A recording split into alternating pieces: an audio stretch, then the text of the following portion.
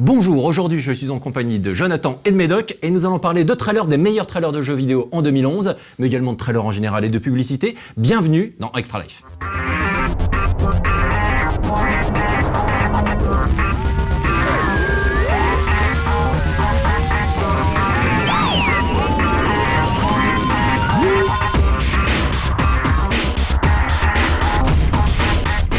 Avant d'attaquer cette émission, on va faire un petit point, genre un petit détail quand même. Évidemment, on va parler de trailers, donc il y aura énormément de trailers 18+. Donc vous allez essentiellement voir nos vieilles têtes si vous regardez cette émission avant 22h30.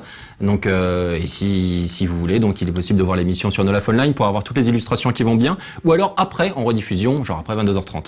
Donc voilà, les trailers, on a quand même une sélection genre de ouf en 2011. Il est clair qu'aujourd'hui c'est devenu un art à part entière. Donc les éditeurs dépensent des fortunes pour faire des trailers consacrés au lancement d'un jeu vidéo, que ce soit des trailers d'annonce ou alors des trailers de lancement. Et on a différentes techniques, chacun a son propre moyen. Alors certains trailers sont en live, d'autres sont en images de synthèse, d'autres utilisent essentiellement du gameplay, certains sont un peu format clip avec uniquement de la musique, d'autres au contraire privilégient de cutter des dialogues un petit peu avec trailer ciné classique comme peut le faire Rockstar pour ses jeux. Et donc il y a beaucoup de possibilités, et en 2011 il y a quand même un paquet de titres qui se sont détachés à ce niveau-là, et donc on a fait une petite liste. Ça n'a pas été évident parce qu'il y a vraiment un paquet de jeux, et on va commencer genre un petit peu dans l'ordre de la liste par Tomb Raider. Donc Tomb Raider qui est un des plus beaux, donc le trailer a été diffusé à l'occasion de l'E3, il était entièrement en images de synthèse, et donc on découvrait une nouvelle Lara Croft. Donc c'est un reboot du jeu, donc je sais pas ce que vous en avez pensé, et moi ce qui m'avait frappé genre au moment de la sortie de ce trailer, c'était le côté un petit peu sanglant, dur du jeu, et d'ailleurs c'est un trailer 18+, et donc ça présentait une Lara qui était plus fragile et qui s'en prenait vraiment plein la gueule. Ouais, effectivement, mais moi ce qui m'a choqué, ce qui m'avait marqué, c'est la gueule de Lara. Enfin, ça changeait de la Lara à laquelle on était habitué. C'est naturel. Ouais. Et donc j'étais bien, très bien, ouais. Et donc là on est évidemment dans du Square Enix, donc Square Enix qui avait pendant des années, genre avec l'avènement du CD sur PlayStation et PlayStation 2, donc c'était démarqué déjà à l'époque avec tous les trailers consacrés par exemple à Final Fantasy, et donc aujourd'hui en devenant éditeur de nombreux développeurs occidentaux, on a des trailers comme celui consacré à Tomb Raider, mais également celui de Hitman Absolution, qui est assez spectaculaire. Il y avait aussi celui de Deus Ex. Et celui de Deus Ex Human Revolution, qui est magnifique. Square Enix, c'est presque son métier, enfin je veux dire, de faire de la cinématique et donc du trailer, vu qu'il y a un paquet de trailers qui est constitué uniquement de cinématiques. Je veux dire, les mecs, ils ont une expérience dans le milieu qui est juste flippante, et ce depuis effectivement l'avènement du CD. On se souvient de tout ce qui nous a fait vibrer en matière de cinématique sur les Final Fantasy, et naturellement plus tard du coup les films en images de synthèse, le Final Fantasy Spirit Children, d'abord le Spirit Within, qui était, alors en termes d'histoire, tout ça, de scénario, j'en avais rien à foutre, mais visuellement il était juste bluffant. Et après l'Advent Children, qui montrait clairement la surpuissance de Square Enix dans ce domaine-là. Donc c'est pas étonnant qu'ils te mettent sur le cul à chaque fois qu'ils lâchent un trailer de lancement. Ou un trailer, et même ils avaient fait aussi un court-métrage d'animation pour l'Omnibus Matrix. Oui. C'était le dernier vol de l'Osiris, juste avant de fermer. En fait, c'était un studio fait pour les longs-métrages et moyens-métrages qui avait été instauré pour le film. Ouais. Et vu que le film s'est banané, ils ont fermé Spirit Within.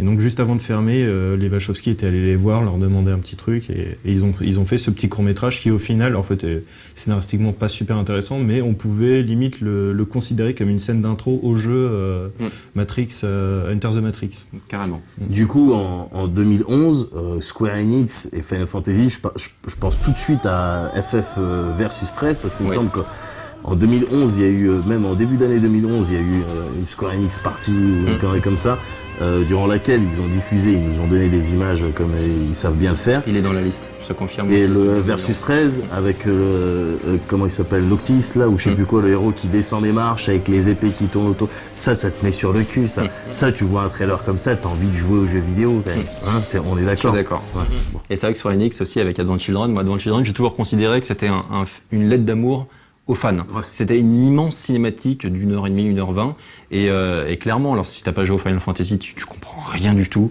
et c'est assez ridicule par moment, mais par contre si t'as joué au jeu, Là, c'était limite, t'es au bord des larmes tout le temps. Il y a plein de clins d'œil qui sont faits et c'est vraiment incroyable. Et c'est vrai que ça donne envie donc de voir de temps en temps des films à part entière. Et Blizzard, parmi les autres éditeurs qui se détachent. Donc là, cette année, on a eu des trailers, par exemple celui consacré à Diablo 3, entièrement en images de synthèse. Flippant. On se dit clairement, eux, ils ont le potentiel pour faire des longs métrages, mais alors sans souci, quoi. Déjà même à l'époque des Warcraft, le Warcraft 3, c'était impressionnant. Ouais. Tu voyais les vols de corbeaux, tu voyais tous les détails dans les plumes, c'était assez hallucinant. Et il y avait eu des rumeurs comme quoi il se lancerait peut-être dans un film, dans un film en images de synthèse, mais au final c'est jamais fait. Mais c'est vraiment un fantasme de voir ces développeurs faire des superbes cinématiques, des super trailers, et on est dégoûté des fois de ne pas les voir aboutir au cinéma, quoi. Complètement. Moi, en particulier, il y en a un qui est mon favori de 2011, donc je l'aborderai un peu plus tard, mais il est clair quand on voit le trailer, on a juste envie de voir un long métrage uniquement avec ce style-là, quoi. D'autres jeux, Prey 2 également s'est détaché. Alors Prey 2, c'est marrant parce que là ils ont utilisé deux des techniques. Ils ont fait un trailer en images de synthèse et ils ont également fait, qui a été diffusé à l'occasion de l'E3 2011, et également un trailer qui a été diffusé un peu avant, qui a été fait entièrement en live et tourné un petit peu à la Cloverfield, donc avec caméra portée. Et là c'était carrément spectaculaire. Efficace, complètement efficace. Ouais. Déjà tout ce qui les scènes de crash d'avion ou de problème quand t'es en règle générale ça marche à fond sur moi et j'imagine que je suis pas le seul et là en l'occurrence c'était efficace parce qu'il y avait ce petit truc mystérieux à la fin, cette lumière il me semble, une connerie comme ça, c'était ça. Donc ça marche bien, ça marche bien. Mais t'en as d'autres en live aussi qui je sais ce que tu vas dire. Ah C'est genre 2011, 2012, c'est pareil pour Médoc. Tu vas encore parler de Skyrim, non? Non, quoi, qu'est-ce qu'il y a? Et c'est vrai qu'il y a une pub qui a été faite, là je crois que c'est une publicité, mais ça a également été diffusé sous la forme de trailer sur internet, donc avec Skyrim en live, donc avec un guerrier qui traverse un village et qui arrive en face d'un dragon, et c'est vrai que clairement c'est super bien foutu, c'est très bien mis en scène, l'image est extrêmement travaillée, il y a une belle photo, et ça fait mais genre à 2000% trailer de film. Ouais. Et donc là c'est rigolo parce que de temps en temps les éditeurs font l'effort de transférer leurs univers, donc évidemment genre en image numérique, en live, de manière à donner une petite teinte particulière et à teaser un petit peu sur l'univers lui-même du jeu. Et donc là en l'occurrence bien évidemment c'était les dragons et le côté chevalier. Donc ouais, c'était très classe. Mais je voudrais revenir vite fait là sur Prey 2. En fait ce qui est assez sympa dans ce trailer, c'est que au final c'est un trailer qui explique qui se la pète parce que c'est super beau, mais qui explique aussi des fonctionnalités de gameplay, qui montre son gameplay dans un trailer cinématique, utiliser tel type de grenade, machin, glisser, un peu style parcours comme dans du Mirror's Edge. Et après, je me demande pour Tomb Raider, là, il y avait rien. Là, il n'y avait rien, c'était vraiment pour montrer le nouvel univers, mais on sait... T'avais le côté survie, qui était quand même apparent. Un peu sur la fin, où elle se soigne vite fait, mais... Et puis tu voyais également le côté, genre elle se crache, donc elle est sur une île, elle est visiblement toute seule. C'est juste pour poser le background. Voilà. Exactement. Donc en tout cas ça marchait très bien. Donc Hitman Absolution on l'a déjà cité, donc évidemment un des trailers qui a marqué en 2011, je pense qu'on sera tous d'accord, c'est Dead Island. Alors évidemment, 2011. 2011, il me semble, Dead Island 2011. Enfin, le jeu est sorti en 2011, mais le trailer je sais plus. Il me semble que c'était en début d'année. Ouais. Et évidemment que mais c'est le trailer, c'est juste le trailer de jeu vidéo qui a fait le plus de bruit en 2011. Même si je sais pas si c'est le meilleur, mais en tout cas c'est celui clairement qui a fait le plus de bruit, qui a fait parler de lui en dehors de la sphère jeu vidéo, presse. On rappelle, il était en image de synthèse, complètement monté à l'envers, donc c'était rigolo puisque il y a deux montages alternés, un à reculons, un dans le sens chronologique, et les deux se mélangeaient jusqu'à arriver à un point culminant. Voilà. C'était vraiment super bien pensé, très bien monté. Et c'est rigolo parce que tu as aussi donc la communauté des joueurs, des fans se sont accaparés un petit peu le trailer, se sont amusés à le remettre en ordre, un petit peu comme ça avait été fait également pour certains films comme Memento. Ouais. Donc tu as beaucoup de travail derrière la communauté. Quand le trailer réussit, le buzz, non seulement c'est le nombre de vues du trailer lui-même, mais également tout le travail effectué par les fans derrière, qui se réapproprient le truc, qui refilment parfois des séquences, qui remontent les trailers eux-mêmes, voire simplement changent la musique de manière à mettre leur truc favori. Ouais, bien sûr, ils se font plaisir avec les images. Et du coup, Dead Island, c'est un bon exemple de jeu qui bénéficie d'un trailer qui défonce et qui, pour moi, personnellement, surpasse vraiment ce qui s'est fait en termes de trailer en 2011, mais qu'après, au niveau du jeu, bon, c'est plus décevant, petit peu déception. Il y a des trucs bien. Bon, on a fait la critique, on vous invite à jeter un œil dans classé 18+, qui va bien. Mais des fois, t'as des trailers qui tuent, puis derrière le jeu... Mais globalement, quand même, c'est les plus beaux trailers sont faits sur les gros blockbusters. Par contre, on est un petit peu déçus, mais ça reste du gros niveau. Et clairement, Dead Island, c'est un petit peu le maillon faible de la liste. Donc le trailer est spectaculaire, mais par rapport au jeu, c'est très décevant. On avait également, en fin d'année, on a eu The Last of Us, donc qui fait partie des trailers qui utilisent qui prennent la décision, et là c'est un peu ce que fait généralement Naughty Dog, donc la décision d'utiliser le moteur du jeu, donc de ne pas faire l'image de synthèse, de ne pas faire du live, on utilise le moteur, et là en même temps donc on présente l'univers, et on présente le côté technique de son œuvre, qui est juste hallucinant. De voir une cinématique, tout simplement, quoi. C'est flippant, c'est vraiment flippant, t'as l'impression de retourner à l'époque du début de la PS3, où t'avais Sony qui disait avec les trailers de Killzone 2 ou de MotorStorm, ça c'est du in-game. Sauf que c'était pas ça, c'était du gros mensonge. Et alors que là, apparemment, c'est censé être vraiment le moteur in-game. Je pense qu'on peut leur faire confiance à Naughty Dog, ils ont prouvé ce qu'ils pouvaient faire avec Uncharted 2 et 3. La qualité visuelle d'Uncharted 2 et 3, c'est assez incroyable. Moi, Uncharted 2, j'ai joué l'année dernière avec un peu de retard, et même en y jouant maintenant, je fais waouh, c'est une claque visuelle, encore aujourd'hui, malgré le fait qu'il soit passé plus d'1 an depuis la sortie du jeu, quoi. Carrément. Et d'ailleurs, sur Uncharted, ils ont fait uniquement du moteur du jeu. Donc au niveau des trailers, et c'était spectaculaire, quoi. On l'a pas retenu spécialement parce qu'en termes de montage c'était un petit peu classique, mais c'est vrai que c'était très très beau. Et pour The Last of Us, comme d'ailleurs pour GTA V qui fait partie évidemment de la liste des meilleurs trailers 2011, c'est des trailers qui également présentent l'univers, mais également teasent énormément les joueurs, c'est-à-dire qu'on sait rien. En gros sur le jeu, il y a un trailer qui est balancé, et c'est aux gens ensuite de fantasmer, de se poser des questions sur le gameplay. Est-ce qu'on pourra faire ça? Est-ce que s'il y a ça dans le trailer, ça veut dire qu'on pourra également faire ça? GTA, c'est une licence tellement forte qu'ils s'en foutent, ils ont même pas besoin de présenter le trailer au début. En tout cas, ils n'ont pas besoin de présenter les fonctionnalités du jeu. Le dernier, ça a été un tel carton, il était fabuleux le jeu, et donc là, ils s'en foutent. Ils te montrent juste dans quel univers c'est, point barre. Mais c'est ça qui est bien. Avec du teasing quand même, c'est-à-dire on voit des activités, etc. On se dit, est-ce qu'on pourra faire, voilà. Ouais, mais justement, c'est des gens qui ont tout compris. En l'occurrence, ils sortent un teaser et ils teasent. Enfin, tu vois, ils ont vraiment compris le principe du truc. Ils teasent, ça buzz, les gens en parlent. Enfin, ça, c'est bien. Ouais, c'est ça qu'il faut faire avec la jeunesse. On a également, on a d'autres tentatives qui ont été faites. Par exemple, Electronic Arts, donc qui s'en est pas mal sorti cette année, puisqu'il y a quand même les trailers, par exemple de Battlefield 3, évidemment, qui ont vachement marqué. Ils ont une campagne marketing qui était bien rodée. On a Mass Effect 3 également, donc qui était qui était magnifique. Et on a NFS The Run, donc Need for Speed The Run, dont le trailer, ou plutôt la publicité télévisée, a été réalisé, on va mettre les gros guillemets quand même, par Michael Bay. Donc Michael Bay, le réalisateur des Transformers, The Rock et compagnie. Et il est clair quand on voit le trailer, c'est du montage en fait de game footage, donc de séquences de jeu, et il les a mis un petit peu pour mettre en avant ce qui fait son identité, c'est-à-dire t'as de l'explosion, t'as des bimbos, etc. Mais clairement ça aurait pu être fait par n'importe qui, et donc là le fait d'ajouter le nom de Michael Bay, c'est uniquement de la promotion. Il a reçu son gros chèque, on a mis son nom, ça fait un petit peu le buzz, les gens en parlent, et au final on connaît pas du tout Michael Bay et on s'en fout d'ailleurs. Même quand tu vois les cinématiques dans le jeu en elles-mêmes, elles sont faites façon Michael Bay avec du shaky cam dans tous les sens. Déjà de base, il a juste à poser les plans la suite des autres, point barre. On peut dire n'importe quoi là-dessus. Quoi d'autre? On a également, là clairement, c'est peut-être c'est pas mon favori, mais ça a été difficile de choisir. Star Wars The Old Republic.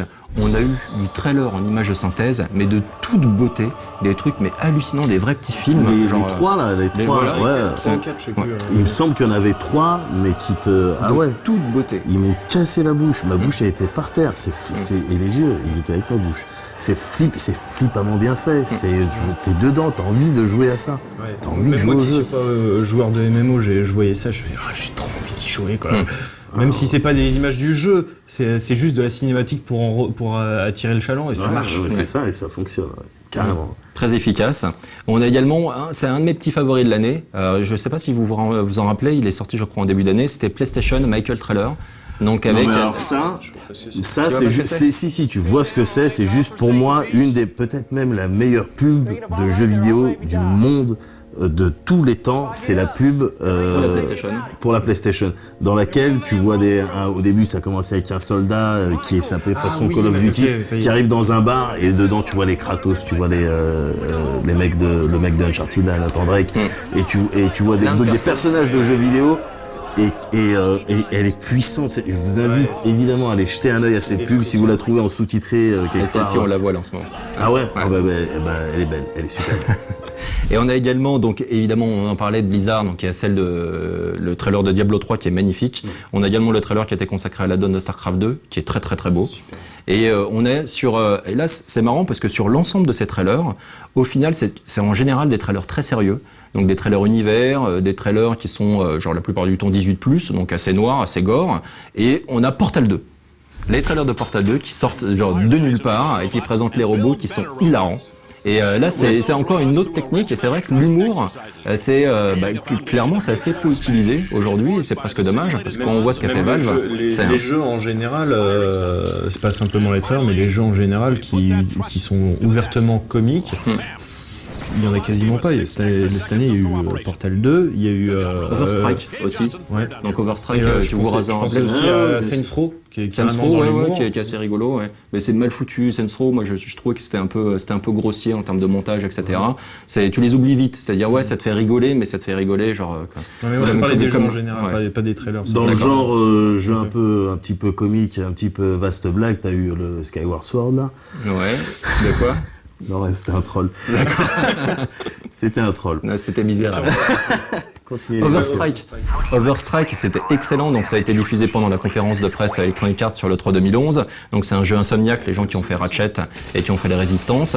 Et là, c'est leur premier titre pour Electronic Arts et qui présente une galerie de 4 personnages. Ah oui, ok. Donc ils présentent la team. Qui présente la team, et c'était très très bien fait avec un style très cartoon en image de synthèse. Et genre. Pense aux Indestructibles parfois. Exactement. Aussi avec leurs gadgets qu'ils ont. Oui, complètement. Et puis t'avais aussi un petit peu de Tarantino dans l'esprit sur certaines séquences. C'est vraiment bien.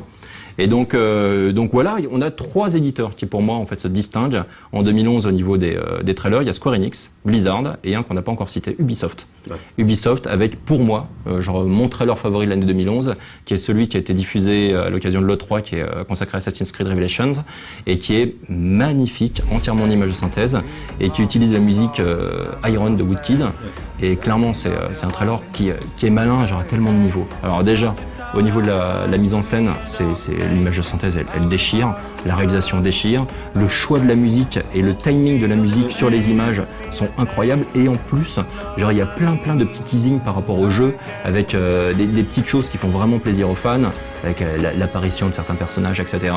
Et genre avec les petits twists de fin, etc. C'est vraiment la classe. Et c'est typiquement le genre de trailer qu'on se met en boucle.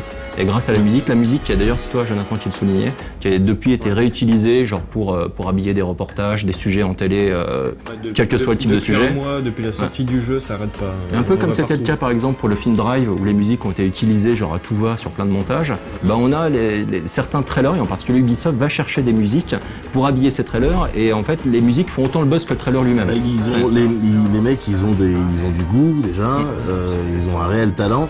Et puis encore une fois, ils font partie aussi de ceux qui maîtrisent l'art de la tease, du teasing, parce que sur ce même trailer dont tu parles là, de Revelations, à la fin, quand tu vois Ezio se faire mettre la corde au cou, ça s'arrête au moment où il se retourne pour lui mettre un coup de coude dans le nez. Enfin, je veux dire, ça s'arrête à ce moment-là. Donc t'as envie de dire, mais qu'est-ce qui se passe? Il est où le jeu? Je l'achète. Donne-moi le jeu, je l'achète. Comme ça, je sais ce qui se passe. Carrément. Tu vois, ça c'est de la maîtrise de tease. Tu vois. C'est marrant parce que Ubisoft, ils n'ont pas toujours maîtrisé leur sujet. Par exemple, sur les Assassins, ils ont fait des très bons trailers. Ils ont fait par exemple celui de Brotherhood avec la musique de Justice, qui était exceptionnelle. Donc ils ont fait par exemple aussi, tu en parlais, le Prince of Persia. Le Prince of Persia en cel shading avec la musique de Sigur Rós. Bon, c'est un groupe que j'aime beaucoup déjà de base, donc ça m'a touché. Je trouvais que ça marchait très bien avec l'univers peu féerique du jeu, ça passait très bien. Mais moi, de Ubisoft, un de mes préférés, c'était pour Splinter Cell Conviction avec la musique de Johnny Cash. Ouais, le rythme du montage était parfaitement calé avec celui de la musique, c'était vraiment excellent. Et donc eux, pourtant, avaient sorti cette série de courts-métrages Linéage, donc qui avait été réalisé pour le coup en live, avec beaucoup d'images de synthèse, avec du tournage sur fond vert, etc. Et c'était assez pite, genre parce que les acteurs étaient mauvais, parce que la mise en scène était genre vraiment basique, etc. Pourtant, c'était un studio qui était important derrière. C'est le studio d'effets spéciaux s'était occupé de 300 et de Sin City, par exemple. Mais c'était raté. Et là, genre avec le trailer d'Assassin's Creed Revelation, ils ont passé un niveau, genre un truc de ouf, quoi. Et donc tout ça grâce au choix de la musique. Genre pour moi, c'est vraiment très très important.